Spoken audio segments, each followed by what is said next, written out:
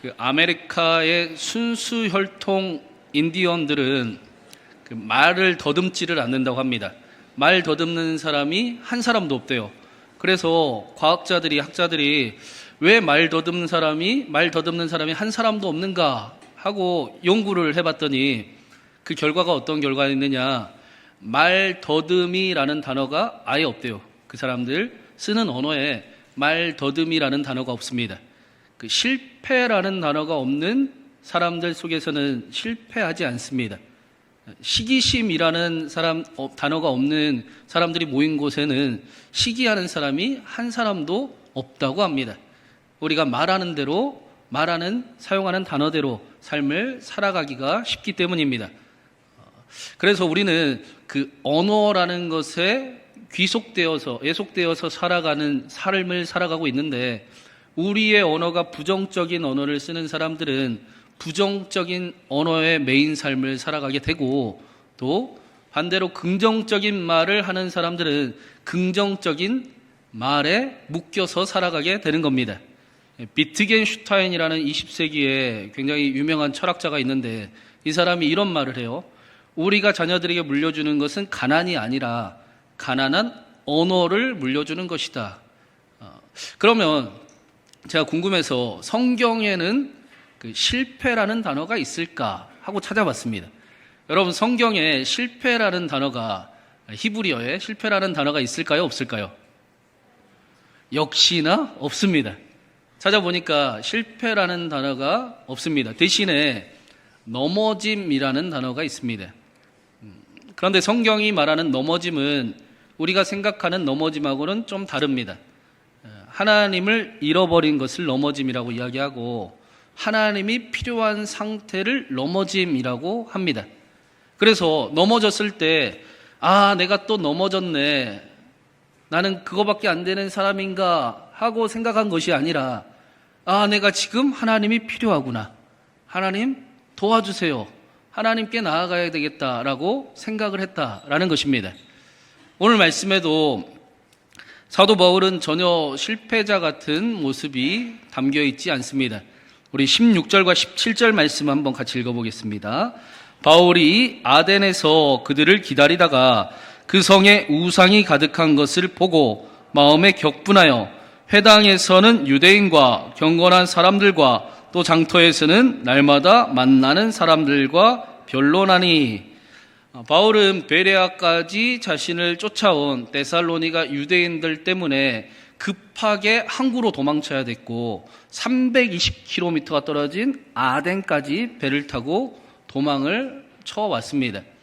이제까지의 그 바울의 모습을 보면, 바울은 하나님의 인도하심과 하나님의 막으심 속에 유럽 땅에 도착을 했지 않습니까? 그러니까 하나님의 응답 속에 지금 살아가고 있는 겁니다. 그런데 좋은 일도 분명히 있었고 잘된 일도 있었지만 안 된 일도 분명히 있어서 실패 같은 경험이 있었고 도망자 같은 삶의 흔적들이 있었단 말입니다.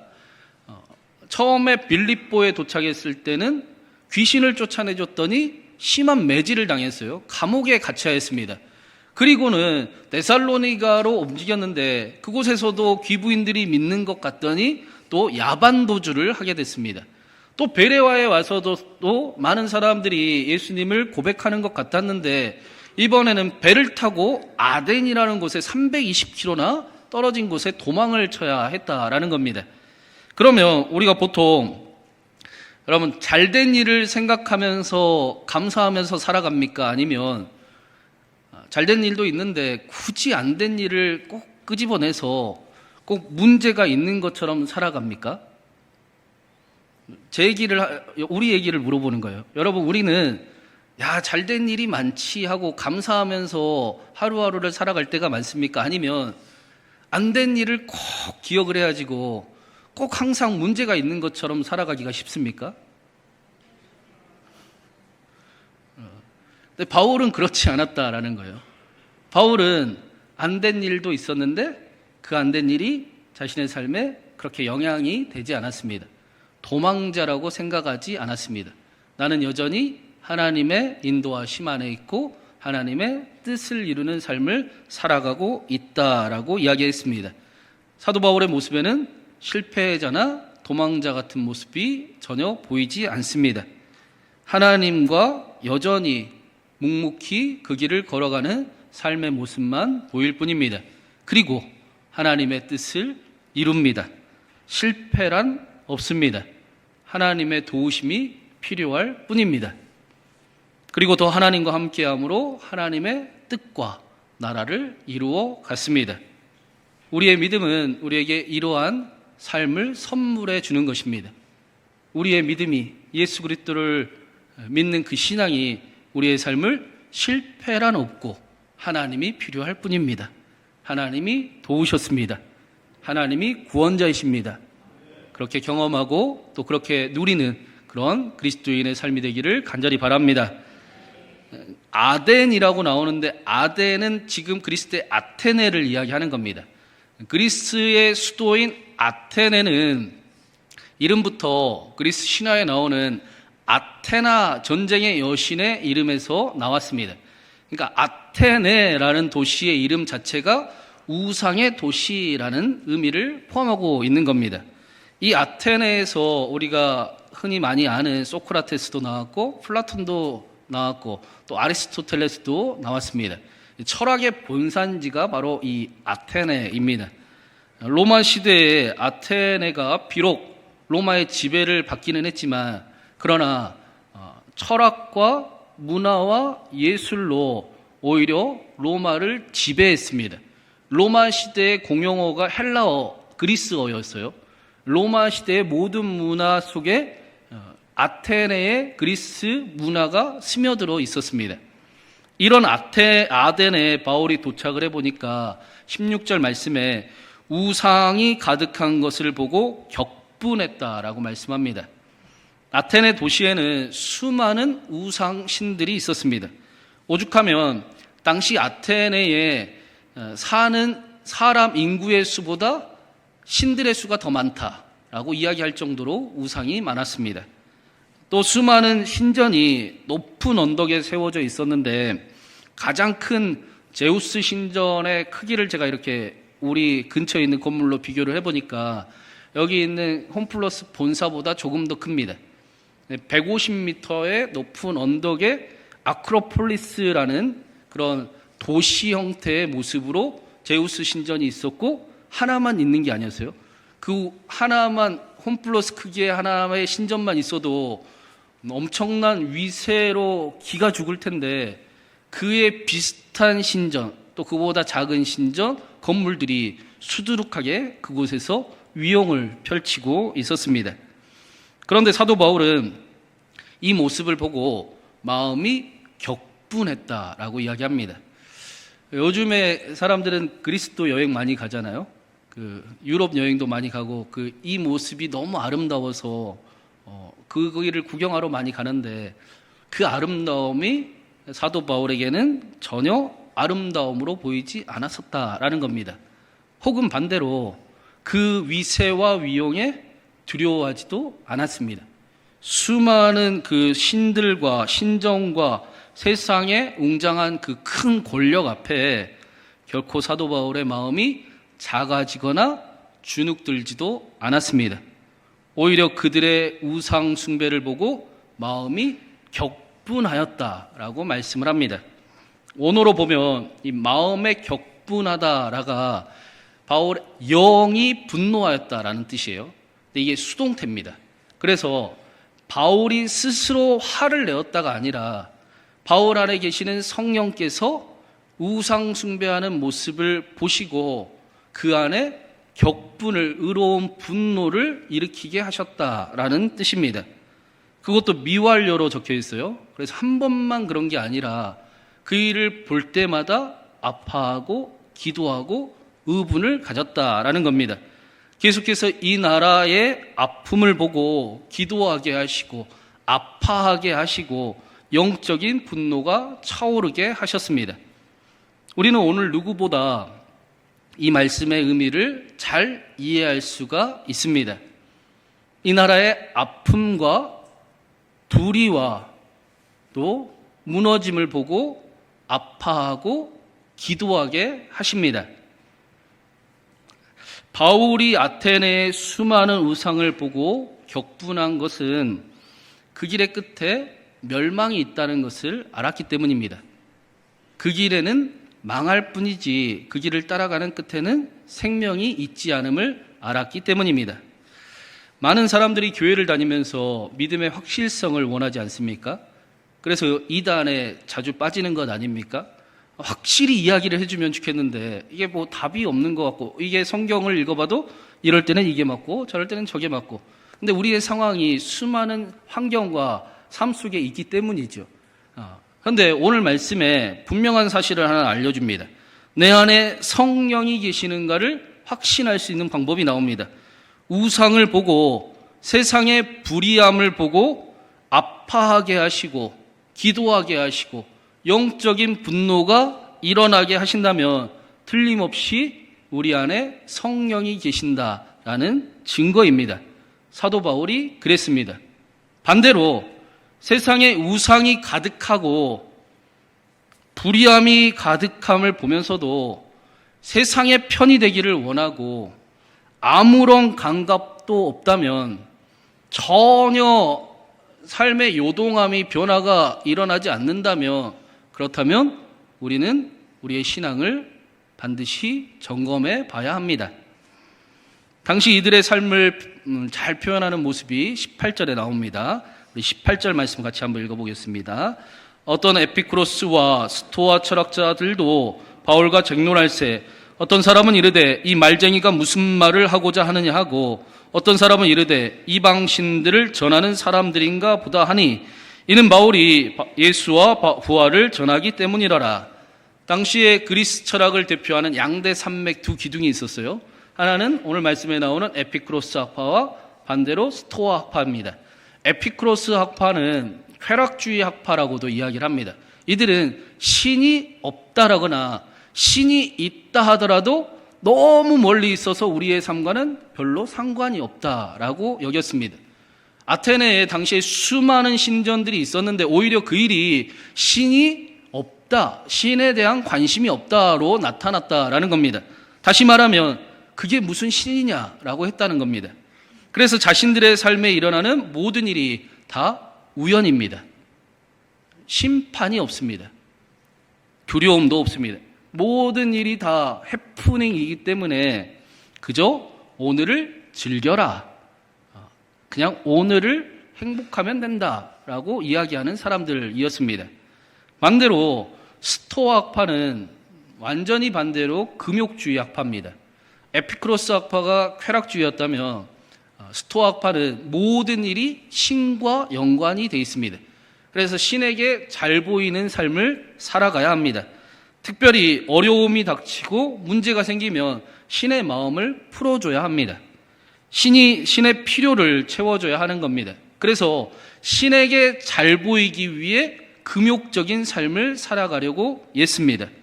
항상 숨기고 감추고 도망치고 어려운 일이 생기면 어쩔 수 없이 신 앞에 엎드리고 신에게 잘할 거라고 거짓말치고 응답을 받는 신 앞에 쩔쩔매는 신앙생활을 하는 사람들이었던 겁니다.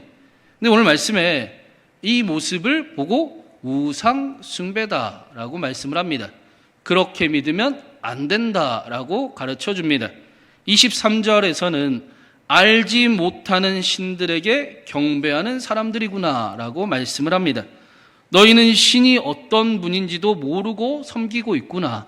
너희는 믿음을 알지도 모르는 채 믿는다고 말하며 살아가는구나. 믿음이 무엇인지도 무엇을 믿는지도 모르고 믿는다라고 말하는구나 라고 이야기한 겁니다. 우리의 신앙에도 이 일은 매우 중요합니다. 특히 한국교회는 무조건 믿으라라는 맹목적인 가르침이 한때 많았습니다. 여러분, 우리의 믿음은 어떻습니까? 무조건 믿으면 됩니까? 믿음이 중요하지요. 그러면 우리 자녀들에게는 뭐라고 설명을 해 줄 수 있습니까? 무조건 믿으라라고 말하면 우리 자녀들은 절대로 믿지 않습니다. 삶과 믿음이 너무나 다른 모습을 보고 교회를 떠나기 시작을 했습니다. 그렇게 믿으면 안 됩니다. 예수님을 믿는 것이 무엇인지 알고 믿어야 됩니다. 예수님과 함께하는 삶을 살아봐야 합니다. 예수가 그리스도이심을 경험해야 합니다. 이쯤 되면 아멘이 좀 나올 만한 때도 됐는데, 여러분, 예수님을 믿는 것이 무엇인지 알고 믿어야 됩니다. 예수님과 함께하는 삶을 살아봐야 됩니다. 예수님이 구원자이심을 경험해 봐야 합니다. 그래야 우리의 삶이 바뀌는 겁니다. 그래야 우리의 믿음에 능력이 있는 겁니다. 그래야 우리의 삶에 하나님을 나타낼 수 있는 겁니다.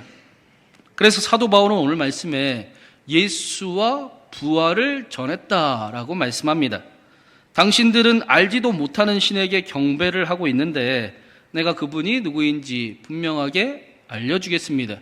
그 하나님이 참신이 바로 예수 그리스도이십니다. 그분은 부활하시고 살아계신 하나님이십니다. 하나님은 절대로 멀리 계시는 분도 아니고 우리의 삶에 관심 없는 분도 아니시며 우리와 함께 하시는 분이십니다. 하나님은 지금도 우리와 함께 계십니다. 우리는 하나님께 예배를 드립니다. 그래서 하나님의 말도 안 되는 사랑을 우리는 오늘도 듣습니다. 지금도 여전히 사랑하시고 나는 너를 통해 내일을 이룰 것이다 라고 말씀하시는 하나님의 음성을 듣습니다. 그래서 제발 신을 두려워하는 삶이 아니라 신의 사랑을 아는 삶, 더 나아가 당신이 누구인지 어떤 존재인지를 아는 삶을 살아가라 라고 말씀하는 것입니다. 근데 오늘 말씀에 사도 바울이 예수와 부활을 전했다라고 말씀을 하고 있어요. 예수만 전했다라고 이야기하지 않고 예수와 부활을 일부러 전했다라고 기록을 하고 있습니다. 여러분, 부활은 우리에게 단순히 죽은 자가 살아나는 사건 정도가 아니다라고 말씀을 드렸습니다. 그렇죠? 부활은 죽었다가 살아나는 일 정도를 이야기하는 게 아니지 않습니까?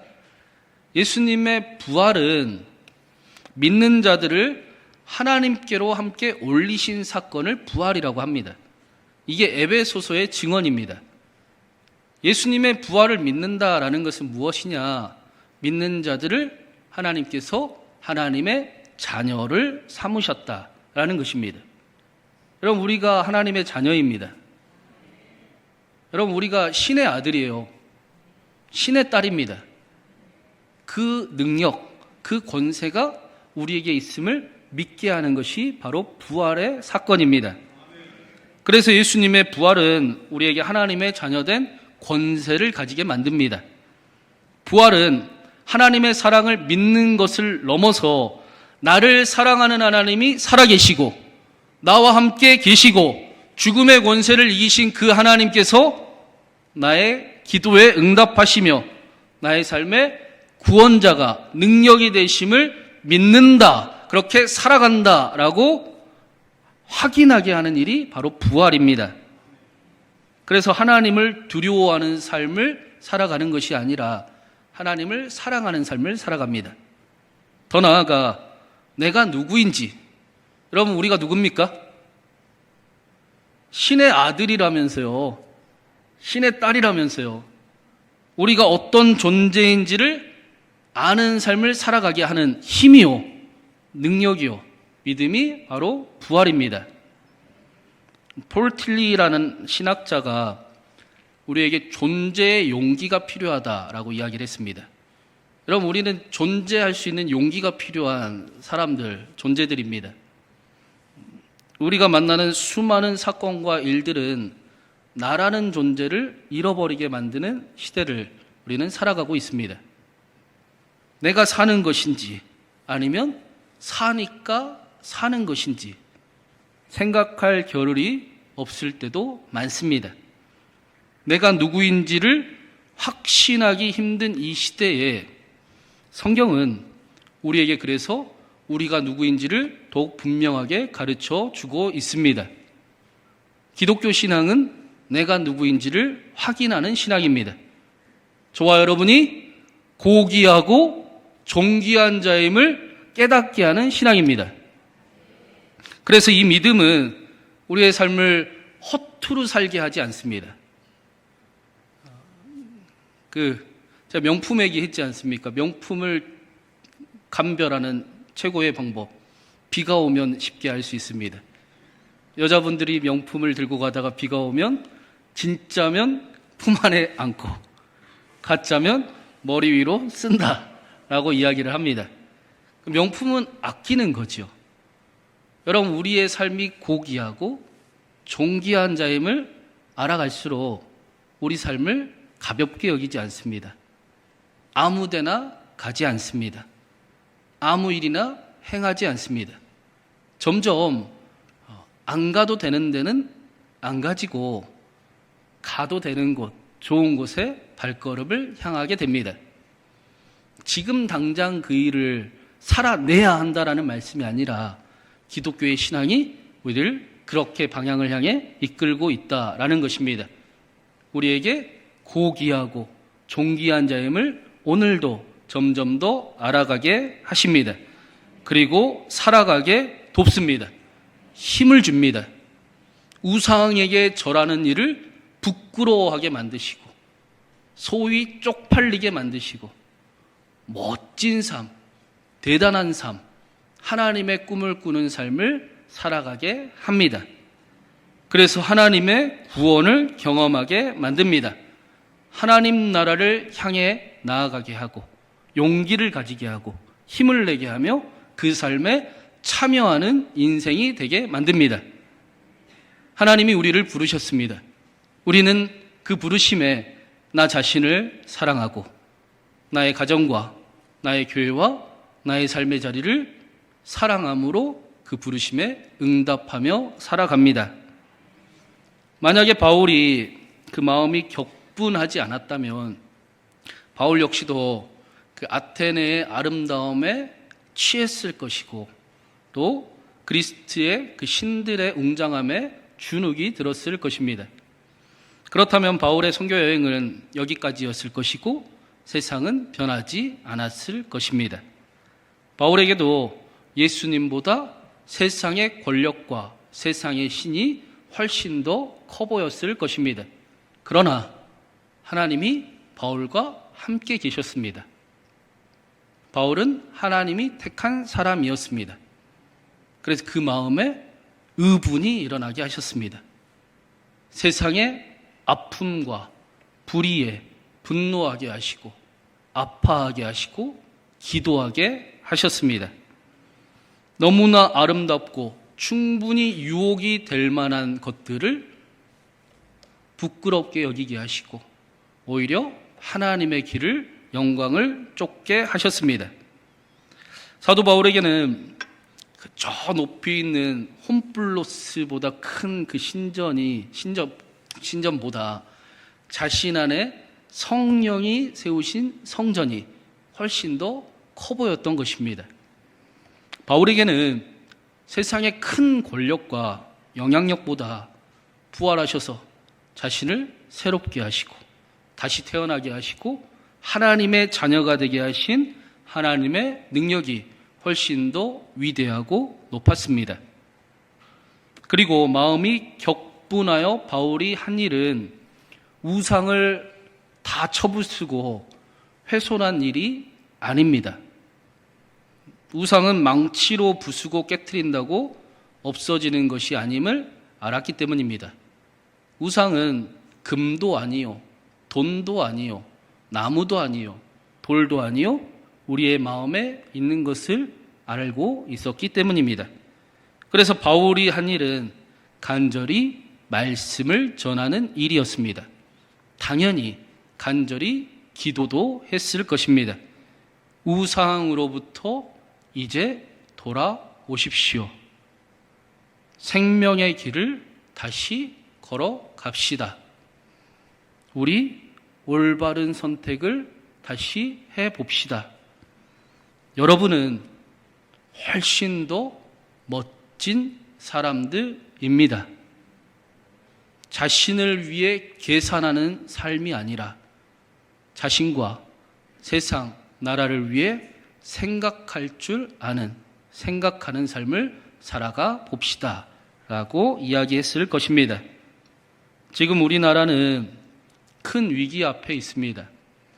그런데 이 일은 사실 갑자기 일어난 일은 아니지요. 우리나라가 욕망과 쾌락을 우상으로 섬겼던 결과라고 할 수 있습니다.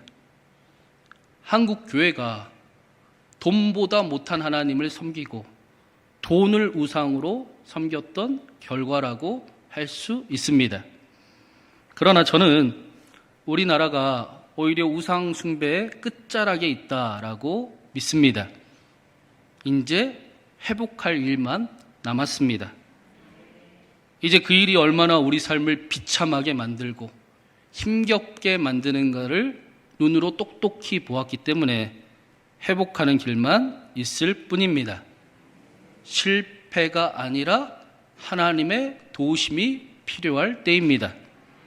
그리고 하나님께서 우리를 긍휼히 여기시고 다시 회복시키시며 더 하나님을 사랑하는 삶을 살아가게 하시기를 간절히 바랍니다. 사랑하는 여러분, 우리는 돈이라는 우상, 권력이라는 우상, 탐욕이라는 우상, 온갖 우상 앞에 서 있는 시대를 살아가고 있습니다. 그 일들은 너무나 커 보일 때도 있습니다. 그러나 하나님께서 바울처럼 하나님과 함께하는 사람들의 마음에 의로운 분노를 일으키시고 하나님의 일을 이루어 가실 줄로 믿습니다. 하나님께서 저와 여러분과 함께 하시고 이 나라를 위해 함께 아파하게 하시고 기도하게 하셔서 저와 여러분을 통해 이 나라를 회복시키실 것입니다. 우리의 가정과 우리 자녀들의 삶을 지켜줄 수 있는 믿음의 사람, 기도의 사람으로 저와 여러분을 세우시고 하나님의 영광을 나타내시길 주님의 이름으로 축원합니다.